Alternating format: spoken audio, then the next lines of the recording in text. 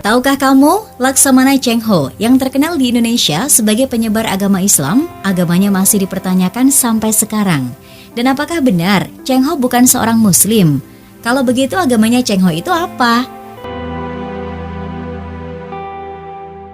Kisah mengenai Laksamana Cheng Ho selalu memicu perdebatan dan kontroversi sampai saat ini, terutama terkait agama yang dianut oleh tokoh tersebut.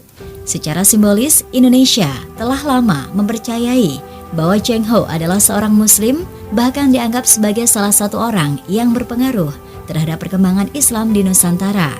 Eits, tapi tunggu dulu, di China, negara asal Cheng Ho, pertanyaan mengenai agama yang dianutnya masih terus dipertanyakan oleh para sejarawan hingga saat ini. Perdebatan ini semakin kompleks dengan adanya temuan dan bukti baru yang menunjukkan bahwa Cheng Ho lebih cenderung sebagai seorang penganut Buddha, bukan Muslim. Pertanyaannya, apakah masyarakat Indonesia selama ini telah dibohongi dengan kabar yang beredar mengenai agama Cheng Ho? Pertanyaan ini semakin membuat sebagian sejarawan dalam konteks perdebatan yang semakin memanas karena terdapat fakta bahwa dalam naskah-naskah kuno tidak terdapat catatan yang gamblang mengenai keagamaan Cheng Ho. Maka dari itu, masyarakat Indonesia perlu kritis dalam menanggapi berita dan informasi yang beredar. Apakah klaim sebagai seorang Muslim adalah hasil dari manipulasi sejarah, atau mungkin disebabkan oleh kurangnya pemahaman terhadap konteks dan kompleksitas kehidupan Cheng Ho di masa lalu, atau hanya sekedar cerita rakyat dari mulut ke mulut tanpa adanya bukti konkret? Agama Cheng Ho akan menjadi seperti bunglon, yang agamanya dapat berubah-ubah sesuai dengan narasi yang dipilih. Beberapa pendapat dan judul-judul artikel dari media yang terkenal mengemukakan bahwa Cheng Ho adalah seorang Muslim. Bahkan bagi sebagian masyarakat Indonesia, Cheng Ho bukan hanya dikenal sebagai seorang Muslim, dia adalah penyebar agama Islam dan bahkan seorang haji. Pemikiran ini hadir dari catatan Xing Sai Sheng Lan yang artinya menjelajahi pemandangan indah menggunakan rakit sakti, hingga Ying Ye Seng Lan yang artinya mengaruhi pemandangan indah di seberang samudra, dan Xiang Fen Kuosi yang artinya kronik negeri asing di Samudra Barat. Ini adalah catatan yang disusun oleh Fei Xin, Ma Huan, dan Gong Shen. Mereka bertiga adalah orang yang beberapa kali ikut dalam pelayaran Cheng Ho. Salah satu argumen yang mendukung pandangan bahwa Cheng Ho adalah seorang Muslim adalah epitaf almarhum Magong atau Gumagong Muziming, ayah Cheng Ho, yang ditulis oleh Li Xinggang pada tahun 1405. Epitaf ini menyebutkan bahwa Magong adalah seorang Muslim yang telah melaksanakan ibadah haji. Faktanya Magong memperoleh gelar haji sebagai penghormatan atas perjalanannya ke Tanah Suci Mekah. Kehadiran epitaf ini menjadi bukti langsung tentang keterlibatan keluarga Cheng Ho dalam Islam. Epitaf ini memberikan dasar yang kuat untuk mengasumsikan bahwa Cheng Ho pastilah juga seorang Muslim. Dalam budaya Tionghoa, pada masa itu memiliki hubungan keluarga dengan seorang Muslim dan melakukan ibadah haji dianggap sebagai tanda pengabdian terhadap agama Islam. Oleh karena itu, banyak sejarawan dan ahli berpendapat bahwa Cheng Ho sebagai putra Magong kemungkinan besar mengikuti agama yang sama. Inilah sebenarnya alasan kenapa Cheng Ho dianggap seorang Muslim, karena leluhurnya adalah seorang Muslim yang telah melaksanakan ibadah ke Tanah Suci Mekah. Selain epitaf Magong, argumen lain yang mendukung pandangan Cheng Ho sebagai seorang Muslim adalah sejarah leluhur Cheng Ho yang telah melakukan ibadah haji. Catatan sejarah mencatat bahwa beberapa anggota keluarga Cheng Ho sebelumnya telah melakukan perjalanan ke Mekah untuk melaksanakan ibadah haji. Misalnya pada abad ke-14, Cheng Ho memiliki leluhur yang bernama Said Ajal, yang merupakan seorang Muslim yang telah melakukan ibadah haji. Dalam konteks ini, Cheng Ho sebagai keturunan langsung dari leluhur yang telah melaksanakan ibadah haji, mungkin saja memiliki warisan keislaman yang kuat. Pendapat lain di Indo, pendapat yang menyatakan Cheng Ho sebagai seorang Muslim juga didukung oleh pembangunan Masjid Cheng Ho di berbagai daerah, terutama di Indonesia. Pembangunan Masjid Cheng Ho ini dianggap sebagai penghormatan dan bukti pengaruh Islam yang dibawa oleh Cheng Ho ke wilayah Nusantara. Sebagai contoh, terdapat Masjid Cheng Ho di Semarang, Jawa Tengah, yang dianggap sebagai salah satu peninggalan Cheng Ho dan menjadi tempat ibadah bagi umat muslim setempat. kehadiran Masjid Cheng Ho ini menunjukkan dukungan komunitas Muslim terhadap klaim bahwa Cheng Ho adalah seorang Muslim. Pembangunan masjid sebagai tempat ibadah utama dalam agama Islam menunjukkan keyakinan yang kuat terhadap keislaman Cheng Ho. Namun, meskipun terdapat argumen yang menyatakan bahwa Cheng Ho adalah seorang Muslim berdasarkan epitaf Magong, sejarah leluhur Cheng Ho yang melakukan ibadah haji, dan pembangunan Masjid Cheng Ho masih ada perdebatan di kalangan sejarawan. Penemuan dan interpretasi baru dapat mengubah pemahaman kita tentang agama yang dianut oleh Cheng Ho. Beberapa pendapat dan temuan baru menguatkan pandangan bahwa Cheng Ho adalah seorang penganut agama Buddha, meskipun belum ada catatan yang secara jelas menyebutkan agama yang dianut oleh Sang Laksamana. Bukti-bukti yang mendukung Cheng Ho sebagai seorang Buddhis terus bermunculan. Jika hanya berasumsi bahwa peninggalan masjid adalah bukti Islamnya Cheng Ho, maka peninggalan Cheng Ho berupa kelenteng Sempokong di Semarang akan membuat ambigunya asumsi ini. Pada tanggal 19 Maret 2015, sebuah teks Buddhis yang diyakini ditulis oleh Cheng Ho berhasil dibeli oleh seorang kolektor barang antik bernama Liu Yiqian dalam sebuah lelang di Balai Sotheby's, New York. Pembelian ini memberikan perspektif baru dan tambahan literatur dalam memahami agama yang dianut oleh Cheng Ho. Sanbao atau kita lebih mengenalnya sebagai Sampokong, sebagaimana kelenteng Sempokong di Semarang yang konon merupakan peninggalan Cheng Ho, adalah bahasa Mandarin yang artinya 3 mustika dan merujuk kepada Triratna, yaitu Buddha, Dharma, dan Sangha. Dalam teks Buddhis yang ditulis oleh Cheng Ho, terlihat bahwa Cheng Ho menyebut dirinya sebagai Damingo Taijian Zhenghe. Faming Fujixiang berarti Kasim negara Ming Agung yang menganut Buddha dan mempunyai nama Dharma Fujixiang.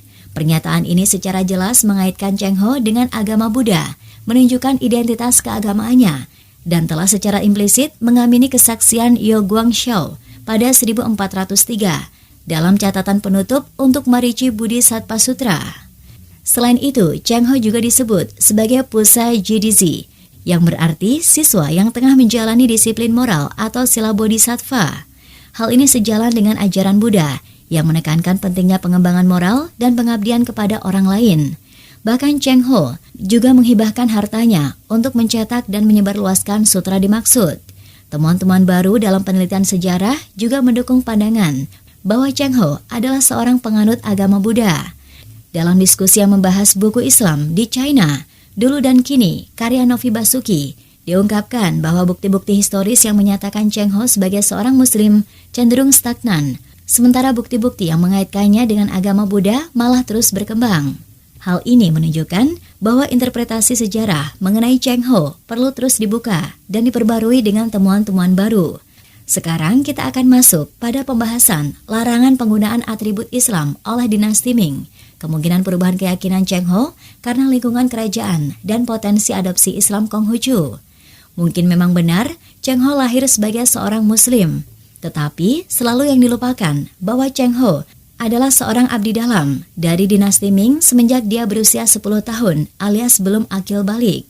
Dan inilah yang menjadi latar belakang kenapa dalam setiap naskah kuno tidak menyebutkan dengan gamblang keagamaan Cheng Ho, karena ada kemungkinan untuk berubah keyakinan. Dinasti Ming yang berkuasa di Tiongkok pada abad ke-14 hingga ke-17 di bawah kepemimpinan Kaisar Hongo memiliki pandangan yang tidak menyambut agama Islam. Pada tahun 1386, Kaisar Hongo mengeluarkan sebuah dekrit yang melarang kaum muslim menggunakan atribut yang berhubungan dengan Islam, termasuk penggunaan nama dan jenggot. Larangan ini adalah bagian dari upaya dinasti untuk melakukan asimilasi paksa terhadap elemen-elemen yang dianggap asing termasuk agama Islam. Larangan ini menunjukkan sikap negatif dinasti Ming terhadap agama Islam yang dapat dipahami dalam konteks politik dan budaya mereka. Dinasti Ming ingin memberikan dominasi dan homogenitas budaya Tiongkok, dan dalam usahanya itu mereka menekan agama-agama yang dianggap asing dan berpotensi mengganggu kestabilan politik. Oleh karena itu, larangan penggunaan atribut Islam merupakan salah satu langkah konkret yang diambil untuk membatasi pengaruh dan penyebaran agama Islam di wilayah dinasti Ming. Cheng Ho, seorang pelaut terkenal yang melayani dinasti Ming sejak usia muda, hidup dalam lingkungan yang sangat dipengaruhi oleh pemerintah dan kebijakan dinasti Ming. Dalam konteks ini, ada kemungkinan bahwa pengaruh lingkungan kerajaan yang kuat dapat mempengaruhi keyakinan agama Cheng Ho. Dalam upaya untuk memutuskan karirnya dan memperoleh dukungan dari dinasti, Cheng Ho mungkin merasa perlu untuk mengubah keyakinannya. Menjadi seorang pelaut dan diplomat dalam layanan kerajaan, Cheng Ho harus tunduk pada otoritas dinasti Ming dan mengikuti kebijakan yang ditetapkan oleh penguasa. Mempertahankan keyakinan Islam yang dilarang oleh dinasti dapat mengancam posisinya dan menghambat ambisi serta kesuksesannya. Oleh karena itu ada kemungkinan bahwa Cheng Ho mengubah keyakinannya mungkin menjadi seorang penganut Buddha yang merupakan agama yang didukung dan direstui oleh dinasti Ming. Selain kemungkinan perubahan keyakinan menjadi Buddha, ada juga kemungkinan bahwa Cheng Ho mengadopsi bentuk sinkretisme agama yang disebut sebagai Islam Konghucu. Istilah ini merujuk pada campuran elemen-elemen dari agama Islam dan agama tradisional Tiongkok seperti Konghucu. Mirip dengan fenomena Islam kejawen di Jawa ini adalah bentuk adaptasi dan penggabungan antara Islam dan budaya lokal. Dalam konteks ini, Cheng Ho mungkin mengadopsi praktek-praktek agama Islam dengan pengaruh dan penyesuaian budaya Tiongkok. Misalnya dia mungkin menggabungkan ajaran-ajaran Islam dengan praktek-praktek keagamaan tradisional Tiongkok, menghormati leluhur dan tradisi Konghucu sambil tetap mempertahankan identitas Islamnya. Ini bisa menjadi solusi yang memungkinkan bagi Cheng Ho untuk menjalani hidupnya sebagai seorang Muslim di tengah larangan dan batasan dinasti Ming. Walau begitu, perdebatan mengenai agama yang dianut oleh Laksamana Cheng Ho masih terus berlanjut hingga saat ini. Meskipun banyak literatur dan catatan sejarah yang telah ditemukan, belum ada kesepakatan yang jelas mengenai keagamaan Cheng Ho. Naskah-naskah kuno yang ada tidak memberikan gambaran yang jelas mengenai agama yang dianut olehnya. Terdapat berbagai kutipan dan catatan yang dapat ditafsirkan secara berbeda-beda, sehingga meninggalkan keambiguan mengenai keagamaan Cheng Ho. Keanehan lainnya adalah tentang klaim bahwa Cheng Ho dengan ratusan kapal perang hendak menyebarkan agama Islam. Ini adalah klaim yang makin tidak mungkin. Sang kaisar tidak mungkin mau membiayai suatu hal yang telah dilarangnya, apalagi tidak membawa keuntungan untuk kerajaan. Ditambah lagi, sebelum kedatangan Cheng Ho di pantai timur Jawa, telah ada komunitas Muslim China yang tinggal di sana. Hal ini menunjukkan bahwa Islam sudah ada di Nusantara sebelum Cheng Ho datang. Komunitas Muslim China tersebut telah bermukim dan menjalankan aktivitas keagamaan mereka di Pulau Jawa. Oleh karena itu, perlu dipertimbangkan bahwa keberadaan Islam di Nusantara tidak sepenuhnya tergantung pada Cheng Ho atau ekspedisi Tiongkok. Apalagi misi pelayarannya sering disebut-sebut menyimpan agenda tersembunyi untuk menyebarkan Islam ke Nusantara. Namun nyatanya, Mahwan, juru tulis Cheng Ho, tidak mencatat adanya misi diplomasi agama.